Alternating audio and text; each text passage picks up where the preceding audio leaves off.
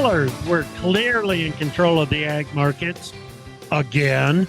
Even soybean oil traded lower in the face of higher energy prices. Soybean meal closed higher. Cotton was mostly higher, but that was the only win for the bulls today. And maybe the toughest to take was another sharply lower close in lean hog futures. Live from Des Moines via Farm Journal Studios, this is AgriTalk. This afternoon, we'll chat with Christine McCracken from Rabobank. Then it's Courtney Knupp from the National Pork Board. Later, Dave Delaney from Ever.ag. And directly following the news, Todd Bubba Horwitz from BubbaTrading.com. I'm handsome newsman Davis Michelson, and now welcome the host of AgriTalk, Chip Flory. You know, I think it is completely appropriate that you are pronouncing or emphasizing the S's in Des Moines. You've got to. It takes S's to put a little bit of sizzle into it, right? Whoa. Huh? Now you're and talking. Here we are at pork export. Well, I mean, I'm telling you, you want to talk about sizzling. There's plenty of sizzling going on down here. I would imagine so. It sounds like a bacon-rich environment, amigo. It is. Yeah, absolutely. You know, it's weird to see people walking around with meat on a stick, but it happens. It happens down here and happens quite often. Welcome to the AgriTalk and the World Pork Expo. I'm your host, Chip. Big thank you to Prairie Systems by Ever.ag for making coverage from the World Pork Expo possible here today. Profitability, marketing. You know, we've been talking about this hog market and seeming inability to catch a bid on so many different levels. We're going to be talking about this afternoon. A lot of market development to get into as well. And I tell you what, Davis, it may not be the first topic that comes up in conversations with producers here, but it does come up. And it's usually, well, you know, and hey, I'd sure like to see a bit more profitability in the industry. Well, I think a lot of people would. So we're going to be talking about doing that. How's things in KC, bud? Everything good? Gorgeous. It's beautiful here. It's about 80 degrees. Getting a little sultry out there, to be honest. We're headed for 85 and steamy.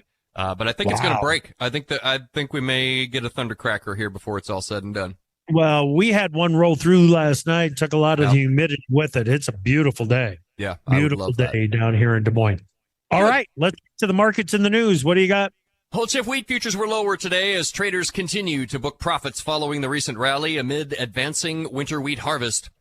Beijing expanded its budget to stockpile grains and edible oils by 8.1% and implemented its first food security law aimed at achieving, quote, absolute self-sufficiency in staple grains. Here at home, July SRWE futures violated support around 650 with additional support at 642 1/4. Meanwhile, chip initial resistance stands at 665 3/4, backed by the 20 and 10-day moving averages. On the day today, July HRW wheat futures were 11 cents lower, 676 1/4. July SRW wheat softened 11 1/2 cents to 646 3/4. July spring wheat closed at 711, down 12 1/2 today, Chip. You know, the 5-year plans that we get from China and the Communist Party in China, sometimes you got to take it with a grain of salt because the 5-year plan that they announced this year may not be the 5-year plan that they announce next year. That self-sufficiency issue is something that they've been talking about for a long time. Well, Chip, corn was caught between wheat and soybeans in today's trade. Weather forecasters say a high-pressure ridge over the plains by the end of next week should help to suppress some rain. That's in the U.S. central and southern plains as well as the southwestern corn belt. For the week ended May 31st, ethanol production increased 1.07 million barrels per day. That's the highest level since the end of March. Ethanol stocks declined 0.7 of a percentage point to a 24-week low of 23.1 million barrels. July corn futures today managed to close just above support at 438 3/4, initial resistance 447 1/4. July corn futures 3 1/4 lower, 439 1/4. September corn dipped 2.5 cents to 445 3/4.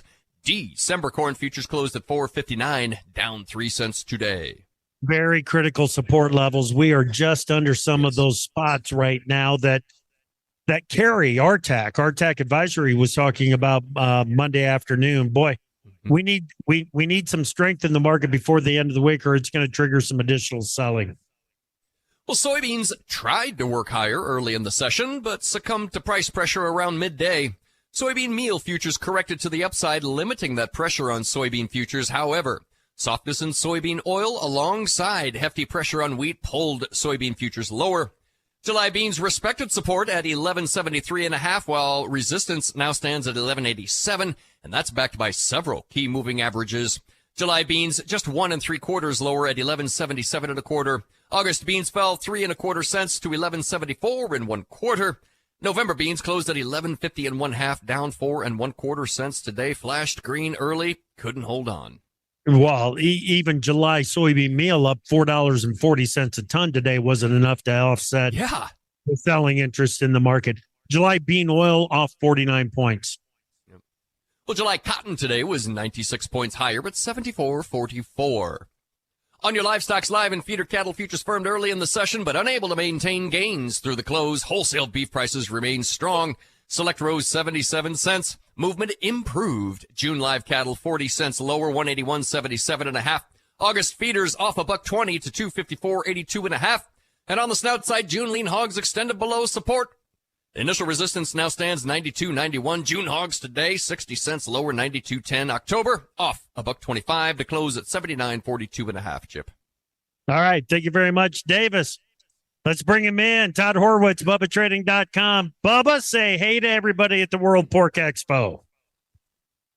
What's up at the World Pork Expo? We can't be happy. I guess we're never going to eat again. We're gonna quit eating. We're all going on a diet. That's false. I'm going to eat again, and it's going to be pork. I'm going to have pork. I'm looking at these prices, Chip. I keep buying hogs. They keep saying they're down 13 out of 15 days. They're dramatically lower, and yet no buyers show up. It's amazing. The grain markets, no buyers show up. The only good news in the grains is they're holding the bottom level of support. We thought there might be a bottom, but there's no action here. All they want to do is buy equities. I guess they're going to eat paper from now on. Oh, dude, don't tell me that. Don't tell me that. Talk to me a little bit more about the protein markets, the cattle and hogs. What's your gut feeling there? My gut feeling is hogs should be going a lot higher and cattle should be going a lot lower. That's my real gut. I mean, that's my position as well. I'm speaking my book or my position, but when I look at the overall situation, okay, the high-class restaurant customer has moved down to the Darden restaurants, okay, which is Olive Garden and that group.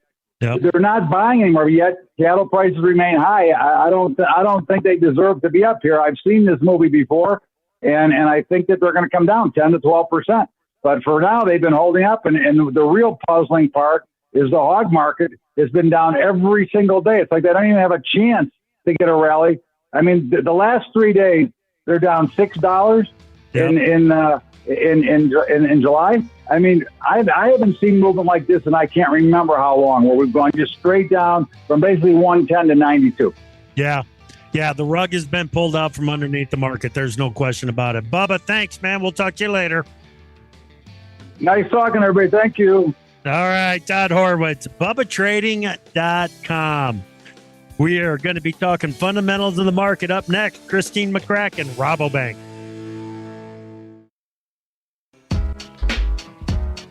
AgriTalk is brought to you by Everett Ag, leading global provider of software and technology solutions in the ag industry.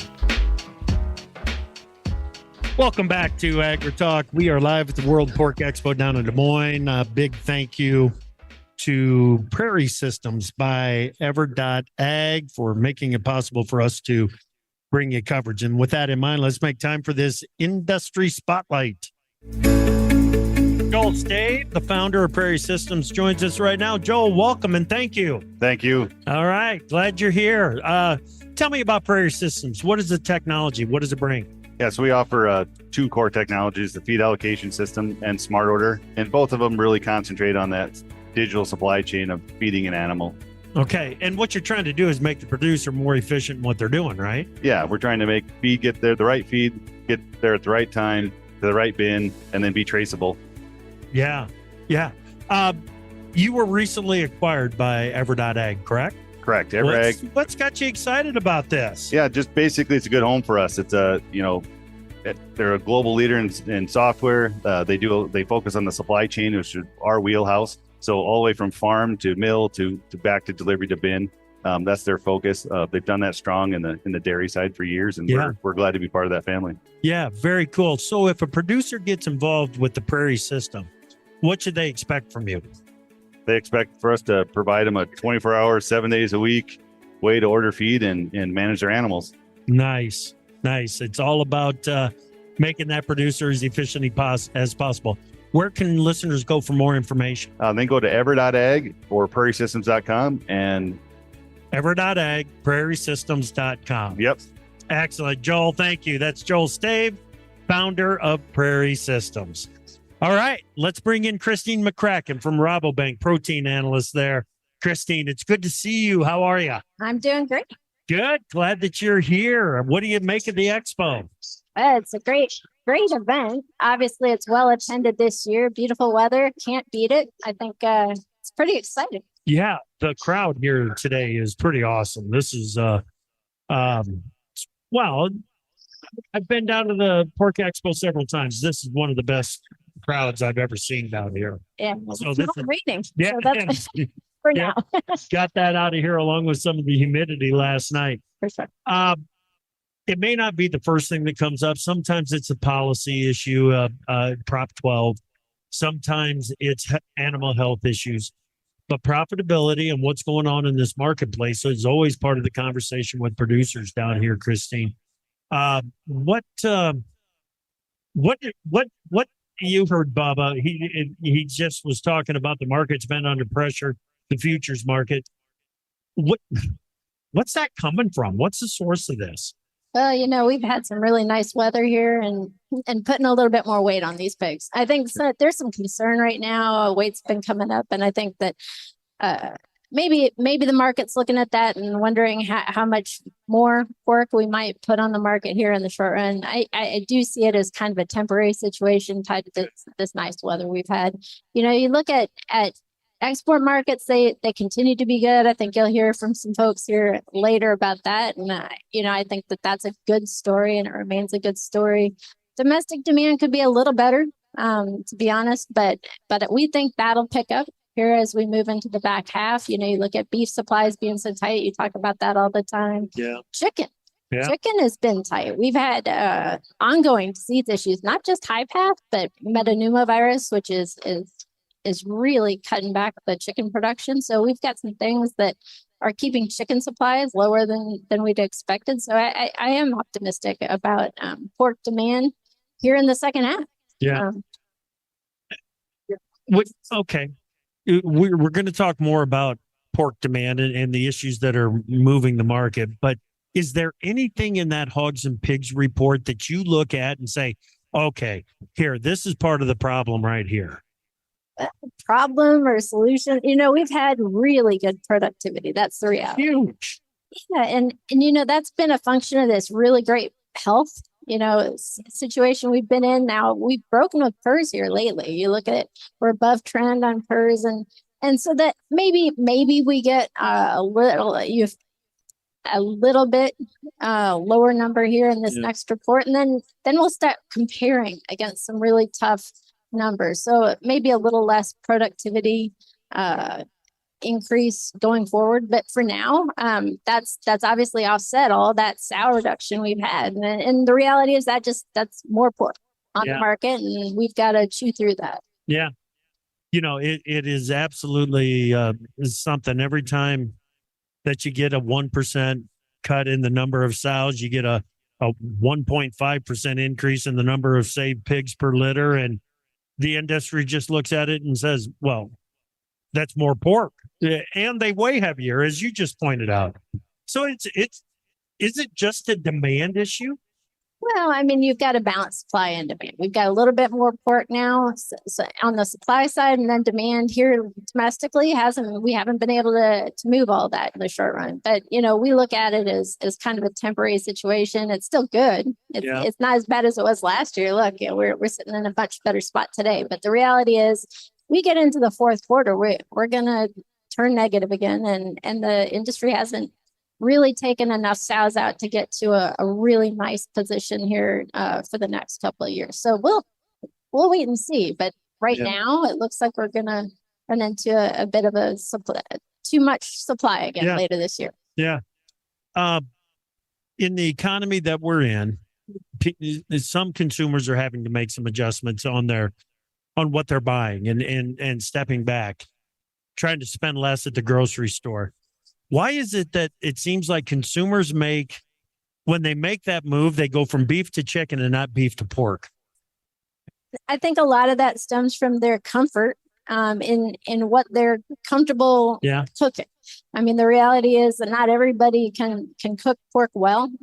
And I think that, we've come a long way in terms of the education efforts that Pork Board and others have put forward and trying to improve that. But the reality is people want things convenient and easy to prepare. And that's not always pork. So we have to continue to find ways to get that on their plate, whether it's ground pork, we've done some really good work there. That's exciting. Or, continue to put more, on the smokers. I think these are all kind of efforts that are ongoing, but it's a slow moving ship. It's not something we're going to fix overnight. Right. Exactly. You just touched on something that I've been meaning to talk about at some point on the show.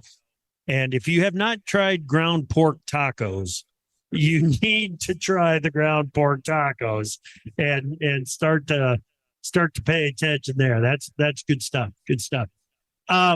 We are going to talk some about demand, but Mexico still is a great market for us, isn't it? It is. And part of that is because they love pork and they use it in everything.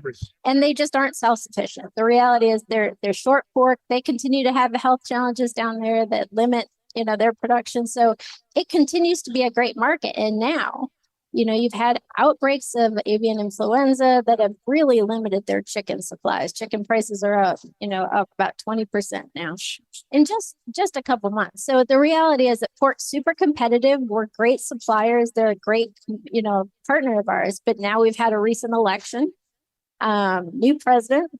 We are likely to, have some changes here in November. And so you don't know how that might look going into next year. For now, however, we continue to see Mexico as a vital part of our export program, and hopefully will continue to be an important partner of the U.S. I almost feel like we need to talk about exports when we're talking about pork moving into California too, just because of some of the restrictions because of Prop 12. Is that hurting us?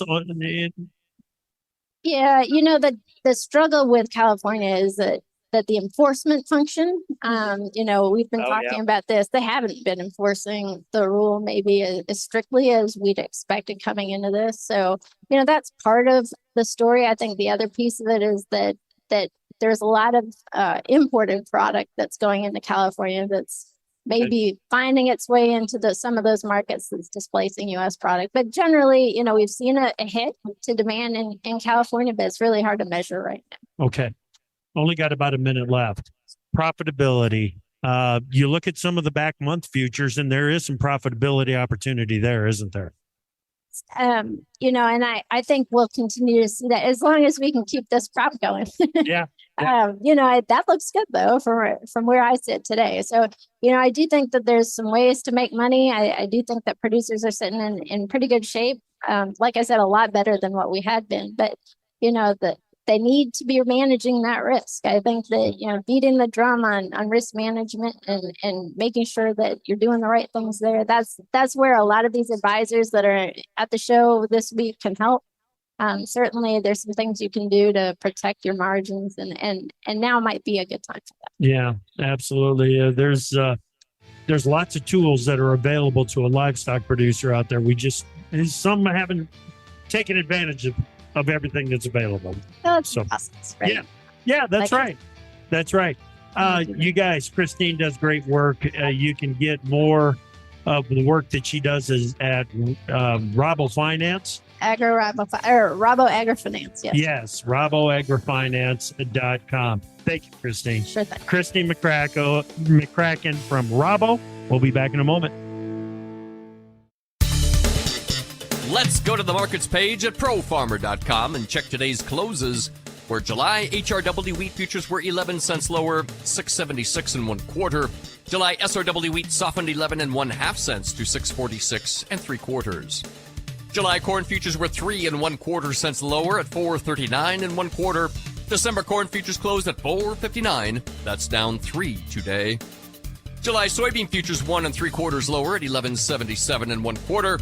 Novi beans closed at 1150 and 1/2. That's down 4 and 1/4 cents on the day. July cotton today 96 points higher, 74.44. On your livestocks, June fat cattle were 40 cents lower, 181.77 and 1/2. August feeder futures fell $1.20 to 254.82 and 1/2, and June lean hogs were 60 cents lower today, 92.10. Get more market news every market day. Visit tryprofarmer.com.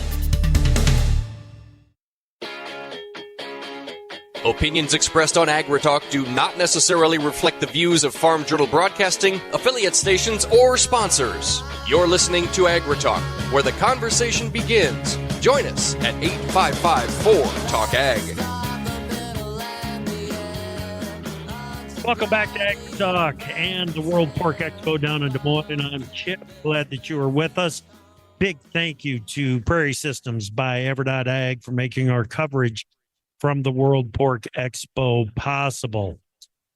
You guys, I talk about the market development and how important it is all the time. Well, we're going to dive right into it and get to the deep end on market development here with Courtney Knupp. She is the VP of International Market Development for the National Pork Board. Courtney, welcome to AgriTalk. How are you? I mean, a happy expo. Yeah, thank you. Thank you. It's not your first expo? Nope. I grew up in this industry, have been here for decades, and it's a really nice family reunion. And there's a lot of great energy this year. It's exciting. Right. So you're obviously committed to pork and hog production. Why?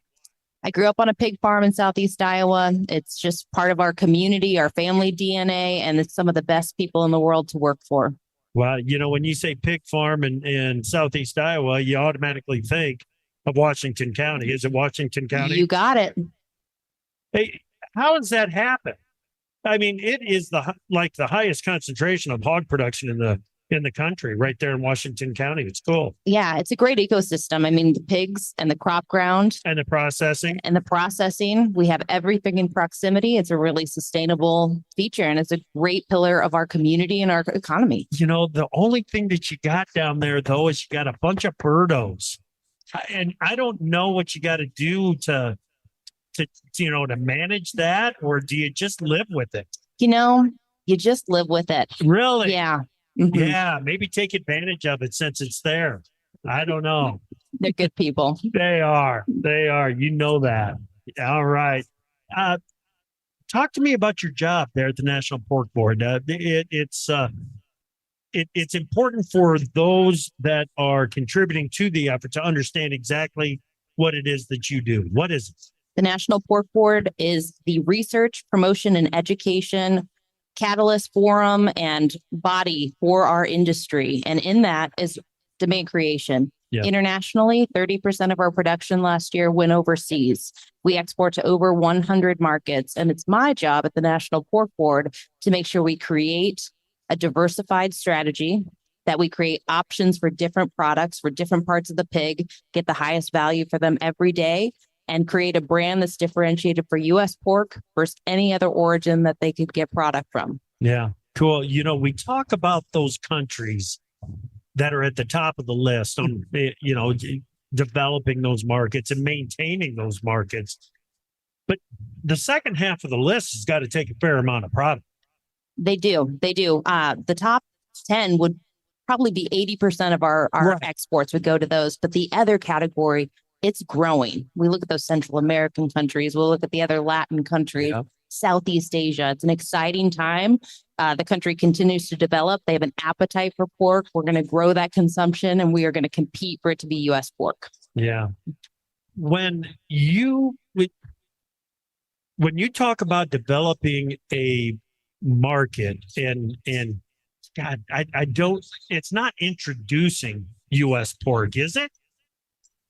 It depends. We want to talk about a preference for pork. We want to talk about quality pork. We want consistent pork. That's what the United States can provide to international customers. So when we talk about that, we talk about the health and the safety profile. We have the safest product in the world, USDA inspected. And that means a lot in the developing world. So when we can do that, we can show them more parts of the pig, grow demand for that, then we can grow consumption, we grow market size. Therefore, we also often help their domestic industry evolve, to modernize, to produce, to grow. And so therefore, we can win with the domestic producers and us as importers. Yeah, develop production and demand, real demand inside of that country, and then feed into it. You got it. Heck of a strategy. And it's working in many cases. And one of the areas that we've got to look at for huge potential going forward, and regular listeners of the show right now know exactly where I'm going, and that's Africa. Because I look at that market and the way that economy is coming on, and the value that there is in pork, even if it's imported, the value that there is in pork, Africa is just a great growth potential market, isn't it? Huge. Africa is a great example of working with strategic partners. We have the National Pork Producers Council working to gain market access into key African nations with pork consumers. Not the entire continent will consume pork due to religious regions, but thinking about Nigeria, Ghana, Kenya, they're working on that. Then we're working on cold chain capabilities, because if you can't store a perishable product, then you can't disperse it within the country as well. Right. We're working with U.S. Meat Export Federation, our strategic partner, our boots on the ground around the world. They have multiple people in Africa. And the recent funding by the Department of Agriculture to increase trade promotion, it's called the Regional Agricultural Promotion Program. It's focal in Africa as one of the 3 regions, and USMEF was the second largest recipient. And we'll be doing additional programming in that region for that purpose, to get more pork consumers and increase our exports. Yeah, this is exciting. And South Africa seems like it's the obvious market in Africa, but it really is the key. Kenya is also very important. But if we can get into that South African market and build that relationship, that's the foot in the door, isn't it? South Africa is a key market. We only have partial market access. We have a couple sanitary barriers that prohibit us from getting ultimate access. I would love to get access for pig hearts, for example. That would be key. And so that's a top priority for the National Pork Producers Council, but for the access that we do have, and as soon as we acquire more, USMEF with National Pork Board support and funding is there to open up the market, grow demand, connect exporters and importers, and we are ready. But South Africa, and don't forget Nigeria, that would be a big as well. Right. Absolutely. It's an exciting. Okay, so I've had Brett Kaysen, I've had Brian Humphreys on the show this week. They're both claiming that they've got the best gig there is in the pork industry, and I'm not too sure they got anything on you. Hey, we're all good friends and we're all a team. And that's the power of the pork industry. They have great staffs across multiple organizations.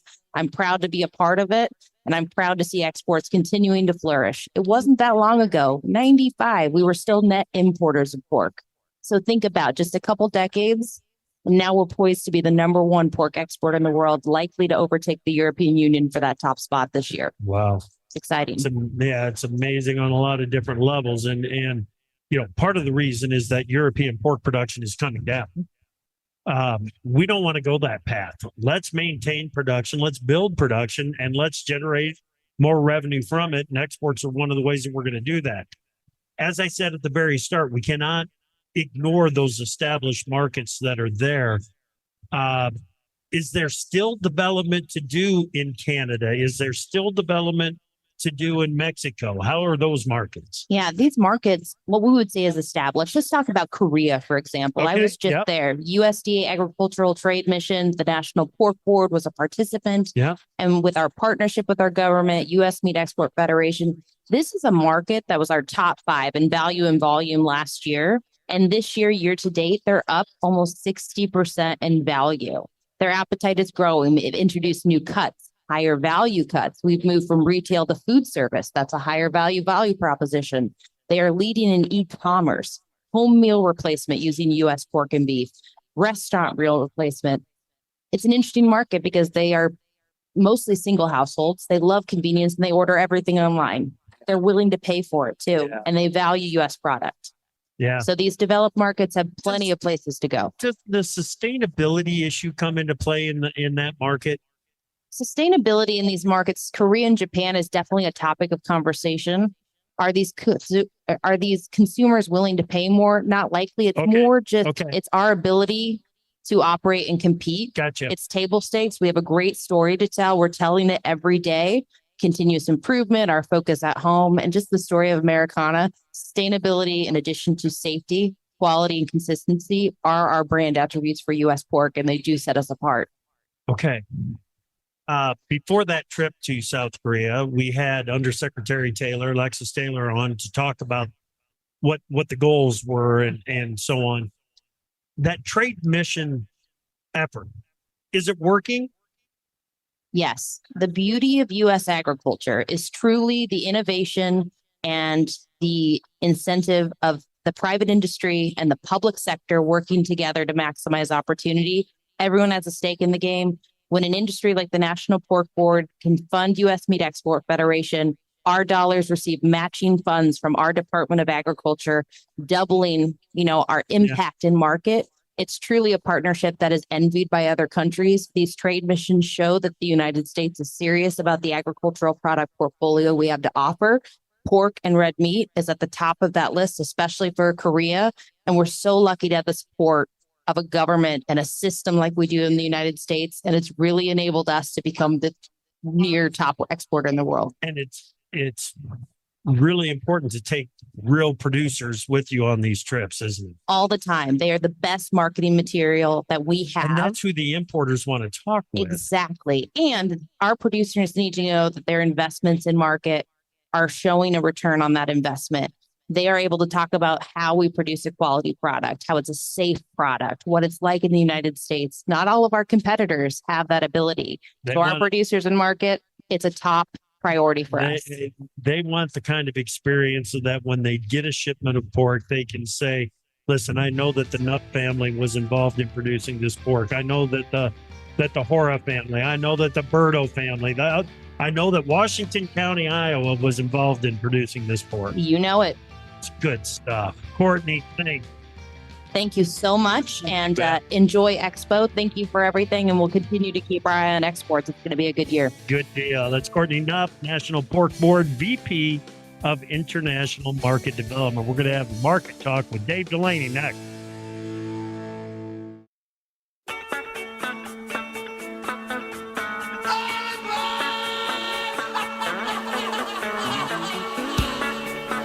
AgriTalk is brought to you by Everett Ag, leading global provider of software and technology solutions in the ag industry.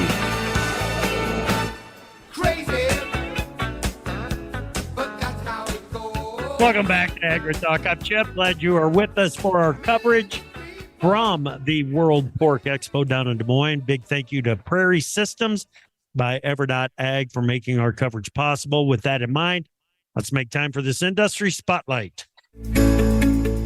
Joining me now, Dave Delaney, livestock market advisor at Everett Ag. Dave, it's good to see you, buddy. How are you? Good, Chip. Good to be back. Good to see you. I'm good. Yeah, great. So talk to me about what it is that you do every day at Everett Ag and the service that you offer to livestock producers. Yeah, you bet. So for the last 9.5 years since I've been working with Joe Kearns, was Kearns and Associates, then Partners for Production Ag. And 2 years ago, we sold out to Everett Ag. So still do the same thing. Basically, when I came to work for Joe, he said, hey, we need more negotiated hogs in the open market, because actually 1% to 2% of the hogs price the other 98. Yep. So that's what I do every day. That's one of the things. You negotiate hogs. Absolutely. Every day with all the packers. All right. Fun job. Well, if you're going to be doing that, you got to be up on everything that's happening in the market.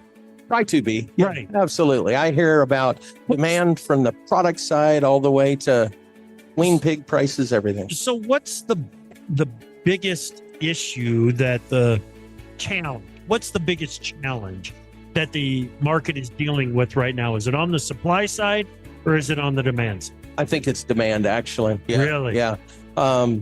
Because we are at the first week in June, and I have never, ever been unmarketed going into the next week with negotiated hogs, and I'm sitting in that stance right now. I mean, it feels like fall to me. We've got packers that don't want to kill any more pigs. We've cut back on Saturdays. This week, we're going to kill about 2.4 million. I think next week around 2.4, but we could kill more. There's more out there, and there's some weight to these pigs, but they don't want to because they don't want to have that extra meat. What you just described and is something that we don't even really, I guess I'll whisper it, but it sounds like you're talking about hogs are getting backed up out there, market ready hogs. Absolutely. We carried about 20 loads from last week to this week, and we'll probably carry 35 into next week that we're not able to get in. Okay. So that's a slowdown in demand for the hog. Yep. What about pork demand? How's pork demand doing? Overall, pork demand is okay. We still have a cutout that's $100. Which is certainly okay. I think our exports have been okay. I think domestic demand, we're starting to see the pinch on some of the consumers from a food service standpoint. I mean, okay. You hear people go to McDonald's and order 2 medium meals and it's $30, Yeah. right? Yeah. McDonald's is supposed to be coming out with some new value meals, but Chip, they're not going to have bacon on them. Right. So, and it's not the McRib either. Absolutely. And the retail space is okay. The retailer's not really showing us any love. I think there could be some more. And we heard early this spring that some of the retail sector was going to offer and order some special or have some specials and some features. Absolutely. And we haven't seen that. It's still $6.99 a pound of bacon. Yeah. Okay, but last week, please don't get tired of me telling this story because it's so important and it's one of the it's an important issue on what's happening in this pork industry right now. Last week, Hy-Vee had half loins for $1.49 a pound. Yeah, I bought 2. I made 16 2-inch chops for $1 a piece. 16 chops for $2. Or for $1 a piece. It's like they're giving the stuff away, Dave. You're a smart man. Well, yeah, but that's not what we want. No, absolutely. We've got to bring some value to that product, and loin should be a high value product on the carcass, and we're giving it away. We've been fighting it for years, Chip. Everybody wants to make more belly so we can sell more bacon, right? Yep. Yeah, Dr. Meyer, who I get to work with every day, fortunately, talks about that, right? The undervalued loin, that is the best part of the pig. Right. So, yeah. We got to figure it out. If it's cooked right, prepared right, it's better than any steak you'll ever have. It's awfully good. Yeah, absolutely. It is awfully good. Yep. Okay. Risk management for producers. You're negotiating cash hogs every week. Mm-hmm. Everybody has got to manage the risk that they are facing out there. What's the level of urgency and because they're probably a lot of guys are probably in a break-even situation right now. Yep. Okay. Yep. Do you hedge break even? Limit loss sometimes. Absolutely. Yeah. Depending on what the forward curve looks like. We have a really unique team. You had the opportunity to have Billy Polovin on last year with me, who's 30-year veteran on the floor. Yeah. He's out there giving recommendations. We've been recommending hedging on this last $8 drop. So okay.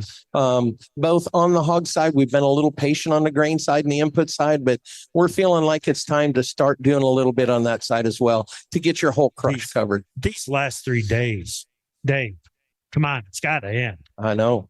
That's what everybody's saying, and it's not. Yeah, the funds are a very powerful machine. We've got to look at our customers out there too. And you were real quick. We've got less than a minute. Yep. You're a little concerned about Mexico? Yeah, I think today's news with the new president coming in, the female, I can't pronounce her name, but Sheinbaum. Okay, Sheinbaum. Not a Mexican citizen either, right? Not born and raised in Mexico. Kind of sounds like she's a little bit green. Some of the meat sales guys I talked to this morning are concerned about what the future of product to Mexico looks like. Personally, I think their economy is good as it's ever been. Their unemployment rate's the lowest it's been. China's been moving jobs over there. U.S. has. I think they're going to continue to get hams from us. Dude, hams, and they'll take every cheap loin that we want to sell them. Absolutely. Oh. You know, that'll add some value to the loin in my meat case too. No we need it. Yep.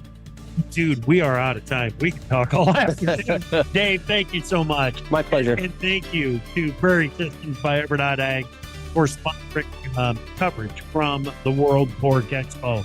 Hey, thank you so much for listening today. Come back tomorrow morning. We're going to be right here in Des Moines talking about the immersion program in the state of Florida.